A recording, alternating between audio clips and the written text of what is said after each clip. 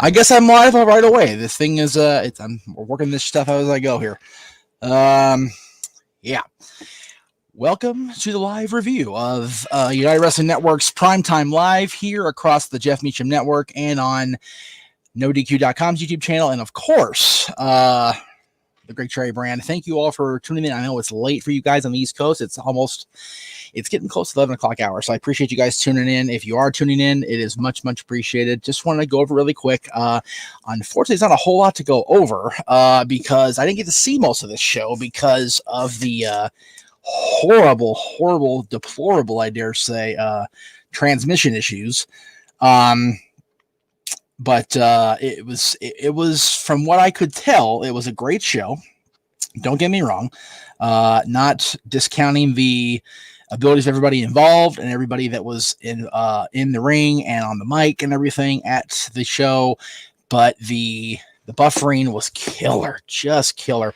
I'm gonna try real hard not to focus too much on that because I do want to talk about the story of the nights, the story of the matches, and it was a great show overall.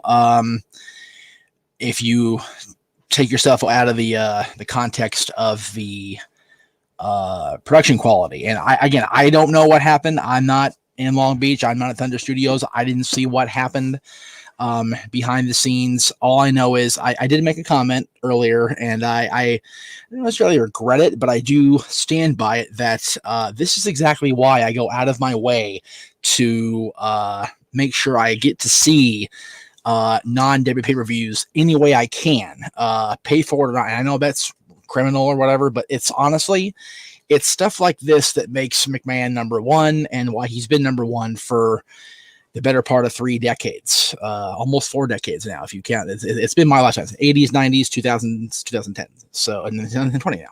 So we're into the 5th decade of McMahon's time atop the industry. So it's hard to argue with success. It's hard to argue with consistency. And again, you talk about storyline quality being phooey in WWE. Well, production values are at an all-time high within WWE, and when you see stuff like this, it's frustrating as a fan because we want the NWA to do better. We want the United Wrestling Network to be better. We want Ring of Honor to be better. We want Impact. We want AEW to be better. But I'm not going to pay out the kind of money they're asking for substandard production. And again, I don't know what's going on with Fight TV. I don't know what happened in the production. And I just realized my setup's not up and it looks like shit back here. Ugh, I'm still not ready for this. I was so frustrated about the whole show, and it's you can tell I'm flustered, and I'm sorry, you guys. It is what it is. Anyway, I'm gonna be good. I'm gonna be better about complaining about the show. The matches themselves were actually really well done. I felt every match delivered what it was supposed to. I was way off most of the predictions. I'll be honest with you. I kind of got my butt kicked with a good chunk of them, but we'll go ahead and go over everything. The show started with Hammerstone versus EJ Sparks for the West Coast Pro Wrestling Championship. Great match. I've seen a lot of EJ Sparks through the Dave Marquez promotions, Hollywood and Arizona, and he is a solid talent. I love EJ Sparks. I wish I could, when they do resume live tapings where the fans are allowed, I will definitely make an effort to go see more of EJ Sparks, and haven't seen Hammerstone until tonight, but I wish I had. He's an impressive dude. He kind of gave me a Shane Douglas like 1998 vibe with his appearance and the way he carried himself as a heel and as a champion. He very much reminded me, especially in physical appearance wise, with the facial hair he had and the way he presented himself overall, looks wise, physically wise, to a franchise 1998 Shane Douglas, and that's not to be discounting whatsoever because I love Shane Douglas from back then. So both guys impressed me a lot, and I look forward to hopefully week 2 being better on the technical side of things, that we can see more of these two guys and all the great talent we saw at the Thunder Studios and on the pay-per-view. What was next? I think the next match was, I don't know. I'm just going to go over what I remember. Clearwater and All Day, again, 2 great solid talents. The buffering really hurt me to watch this match, but I will go back and watch again. But I said I would come on live tonight, and I will. And I have.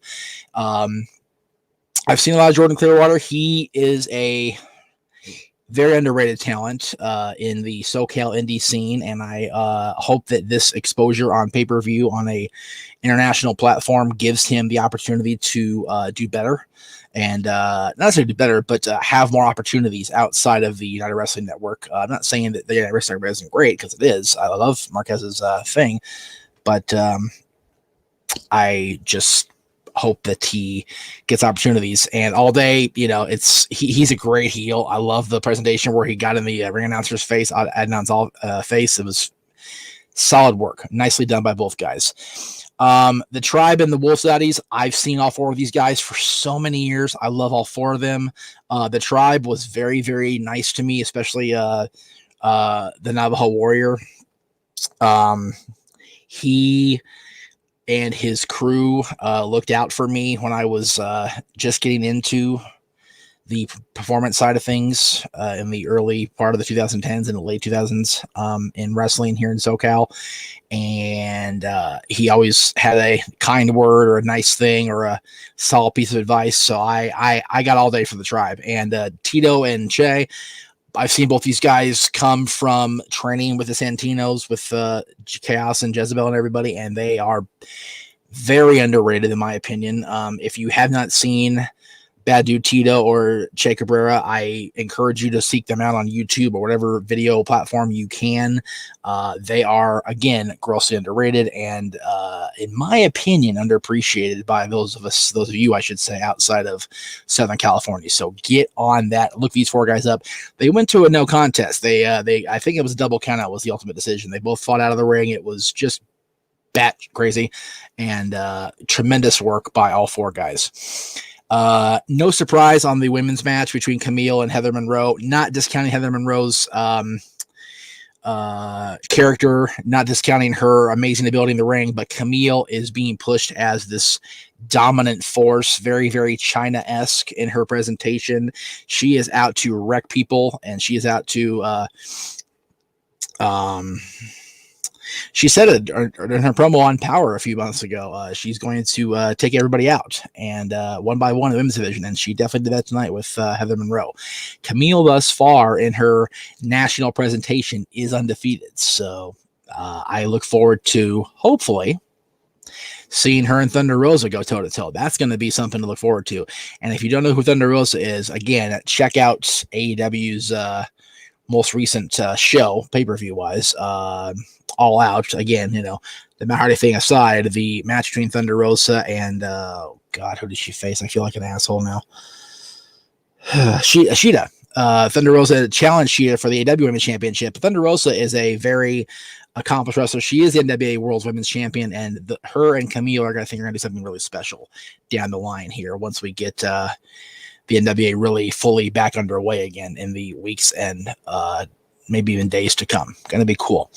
Dan Joseph and Levi Shapiro. I did not see the finish of this match. I have no idea what happened. It looked like Dan Joseph got a 3 count, but it also looked like Levi Shapiro kicked out at 2 and the referee counted 3 anyway. I didn't see what happened. From what I can ascertain via social media, it looks like Levi took out Shapiro, took out the referee after, and Howdy Price, our old buddy Dino Wimwood, if you remember PWG days back in the old no DQ media days, Howdy Price made off with the championship. So that story is most definitely not over. I look forward to more from Dan Joseph and Levi Shapiro. Again, Levi Shapiro is another guy who looked out for me during my time in the Indies. Again, I never wrestled, just a manager and a personality, if you will. But Levi always looked out for me and mine. Dylan, he and Dylan got along great in the Battleground days. So I got time for Levi. For sure. Got time for Levi Shapiro. What was that guy's name? Hang on a second. I think it was Chris Dickinson. Yeah. Chris Dickinson just mauled this poor kid. I didn't get his name. That was just no surprise there, right? But Chris Dickinson came out at the very top of the show and kind of promo with Marquez, which I missed most of, again, because of the technical issues. But he basically said that he was here to make an impact. And he certainly did. He took that poor kid to school and just rolled right over him. So look for Chris Dickinson to be a major player on this version of the NWA's program with the United Wrestling Network. He's going to be another talent that is going to get a look for sure. But my goodness, what are we all here for, right? The 10 pounds of gold, the World Heavyweight Championship, the NWA's highest honor, the oldest surviving world championship in wrestling, 72 years next month, which is just ridiculous. That the championship has existed. It's amazing how far it's come. It's amazing how many times it's survived what seemed like the end of the promotion, right? With all the NWA chaos in the last, 30 years now, almost 30, with the secession of WCW and everything since then, which has been 30 years this year, since 1990. So it's been chaotic for the Alliance for sure. But we saw a great match between Nick Aldis and Mike Bennett. Maria was there, which I wasn't sure if she was going to be ringside. She was. It was great to see Maria back on our TV screens. Great to see Maria looking good. She's definitely hit that postpartum gym and whoop that ass. Good for her. Camille was back out to deflect Maria's interference. And Maria kind of discouraged Nick from using the championship as a weapon, and Camille came out to put the kibosh on that. And at one point, we saw Mike contemplate using the championship as a weapon, holding the 10 pounds of gold in his hand, and then dropping it, thinking better of it, and went for a move, got caught in the Kingston Cloverleaf, and that was it. He passed out from the sheer pain of it all. And the winner, and let me get a stat up here because I don't want to be accurate on my stats, because Lord knows I will catch the poop from everybody involved there, because I want to make sure I get this straight, because he definitely deserves it for me to be straight. He has been the most dominant world champion of the last 25 years as far as the NWA is concerned. And currently now he is at 696, or today's 695. So it'll be 696 tomorrow, but almost 700 days in this reign alone as the world's heavyweight champion. It's hard to argue with the dominance. And yes, a lot of that has been layoff the last 6 months or whatever it's been since they ceased operations. But, again, do you really argue with the success overall of Nick Aldis as the man who has carried the banner of the NWA on his back for the better part of almost 3 years now? If you figure he won the championship in the end of 2017 from Tim Storm, who was on Talk Wrestling back in the day, and who has carried the championship since, other than a brief 50 days with the American Nightmare Cody. Nick Aldis has been champion since December 9th, 2017, save for 50 days. That is a dominant champion. That is national treasure. That is the dealer in this game of cards, this poker game that we play that is professional wrestling and the World Heavyweight Championship. So kudos to all involved in the ring. Kudos to those on commentary, Todd Kennelly, Alyssa, and our buddy Joe Galley. And again, I hope for everybody involved's sake that week 2's production values increase exponentially, because it was a tough road to hoe tonight for me to sit through this. And I fully admit I got crap for coming down on everybody involved. And I don't apologize for my thoughts. I do apologize for my I guess my attitude. I don't know how to put it. It's frustrating, because I want so bad for the NWA to thrive and become a huge global power. And I want David Marquez, the United Wrestling Network, to be a main player in wrestling. And it's just frustrating, because I know that everybody involved, be it Fight TV, In Demand, the UWN, NWA, William Patrick Corgan, everybody involved is so professional, and they know what they're doing, and they have the resources at their disposal. And we just have stuff like we saw the last 2.5 hour and a half. And it's just like, it's just mind-boggling this happens in an age where, we don't have that on WWE program. We don't get that kind of technological glitch. It's very frustrating. And I can imagine other fans like me. I saw it on Twitter. And again, I was very hard on the NWA and Dave Marquez's promotion night. And again, I am sorry that I vented my frustration rather than wait it out. But it even screwed up the main event. Like, it even glitched during a huge chunk of the main event, the opening part of the main event, which you got the world title on the line, man. You got to get that shit together. You've got to, it has to be better. It has to be better, period. It just does. Let's see here what we got. AEW says, I hope they post a match on the YouTube channel tomorrow. I want to see it. It was a great match, Slam Zone. It was a tremendous World Championship match. By some sheer dumb luck, the way it glitched for me, it rewound it back to the pre-match brawl, and then I saw the whole title match. So I got kind of lucky, I guess. I don't know. Marshall Leonard says, AEW has great matches, and so does the NWA. They do. Both shows have tremendous wrestling talent, tremendous wrestling matches, but I have noticed in the times I have ordered pay-per-views on Fight TV and on BR Live with the AEW shows that I've had major glitches. And it's frustrating that we have to deal with that on a regular basis. D Ross 2 says Camille will beat Nick Aldis for the NWA Championship. I would not bet on that. Not for a minute. I can almost guarantee that won't happen. And again, this is just me, shooting at the hip, from the hip, I should say. I don't see that happening. I really don't. And it's very unlikely, in all likelihood, as Aaron would say. Highly unlikely, as Aaron would say. That's really it. I mean, it was only an hour and a half, which I love. Noah's here, says, I'll be watching this match tomorrow, working college awaits. Gotta love what wrestling brings. You do, Noah. That's it. And I love the big gold belt in your picture. That's awesome. We got to get each of us 10 pounds of gold for all of our shoulders for real. I'm working on getting one of those. It's very expensive, as are the big golds, the quality big golds. But hopefully time will. I actually did find a Fendu version of the dual colored, the gold and silver big golds. So I'll have to save the money up and get my hands on that. But again, thank you all for tuning in. I know it was only about 20 minutes, including pre-match shenanigans. So I appreciate you guys watching very, very much. And sorry, I started sorting this in the background. It scared me. We will be back tomorrow on the Jeff Meacham Network, and maybe on No DQ and Greg Cherry, probably on Greg Cherry brand, because it's Greg's show, and I with Wrestling Rewind, and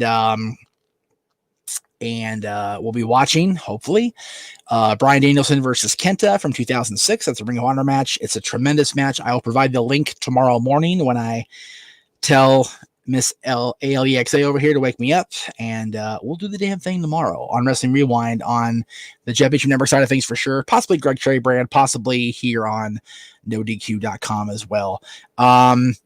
Exactly, D. Ross. They can't make a lot of big mistakes NWA wise, and production for tonight was one. Yes, again, exactly.